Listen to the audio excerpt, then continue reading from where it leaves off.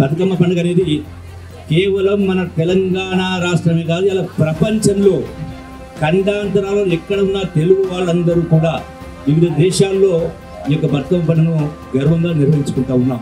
ఇది ఒక మన సంస్కృతి సాంప్రదాయం.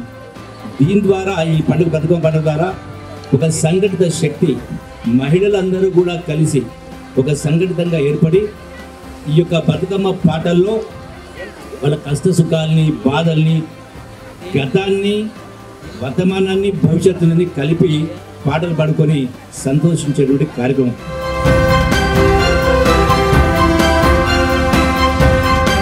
రాష్ట్ర ప్రభుత్వం తరఫున ఈరోజు సాంస్కృతిక శాఖ ఆధ్వర్యంలో ఇంత పెద్ద ఎత్తున రాష్ట్ర వ్యాప్తంగా బతుకమ్మ సంబరాలు మొదలయ్యాయి. గౌరవ రాష్ట్ర ముఖ్యమంత్రి వర్యులు శ్రీ రేవంత్ రెడ్డి గారు బతుకమ్మ పండుగ సందర్భంగా రాష్ట్ర ప్రజలందరికీ కూడా సుఖ సంతోషాలతో ఉండాలని ఈ కార్యక్రమం, ఈ బతుకమ్మ సంబరాలు పెద్ద ఎత్తున ఫలవంతం కావాలని మనస్ఫూర్తిగా రాష్ట్ర ప్రభుత్వం తరఫున అమ్మవారు భద్రకాళి వారిని ఈరోజు 1000 స్తంభాల గుడి సందర్భంగా ఈ ప్రాంతం నుంచి వేడుకుంటున్నాం.